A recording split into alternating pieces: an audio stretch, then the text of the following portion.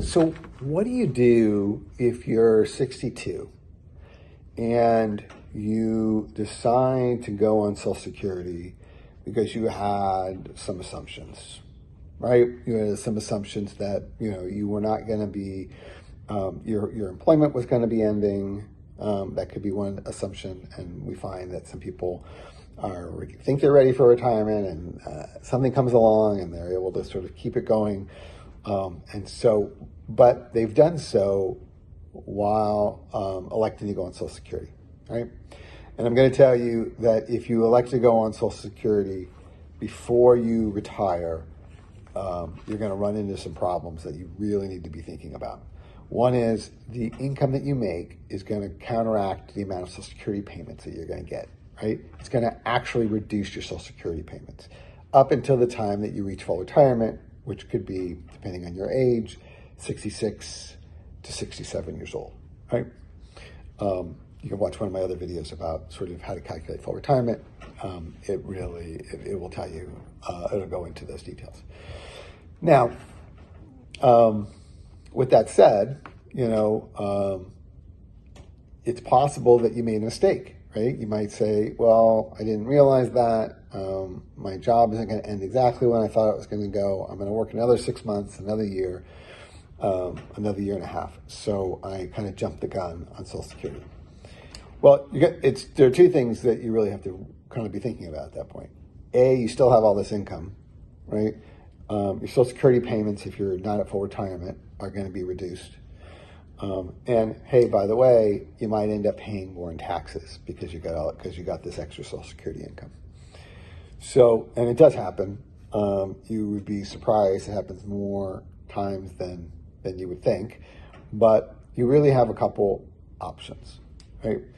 If you catch it within 12 months, you can void your Social Security election, okay? And, if you don't need the money, I highly recommend that you do that, because when you void that Social Security election, you will have to pay back what you took, but hopefully that won't be an issue for you. But now what will happen is when you then re-elect in the future, you're going to get the payment based on that election. So if I elected at 62 and I end up working to 67, I can void my election at 62, and I will then get all of those increases. It's going to be about 8% a year that's going to go up, right? And so and that 8% kind of builds on itself, and it can be quite a large amount by the end of the time. So that is option one. If you don't catch it in 12 months, you can pause your Social Security, which has the same effect as voiding it to some extent. If you pause it, you've received that amount of money that's going to be counted against you. But if you pause it for 12 or 24 or 36 months, you're going to get a recalculation on what your payment should be, and you're going to see that reflected in future payments, right? And so it's something to kind of be aware of. Most people don't think about it or aren't aware that you can do such a thing, but you're trying to get the government to give you as much as possible. So if you take the money when you don't need it, you're really just hurting yourself, because you're going to get a sizable increase in payment for every year that you wait.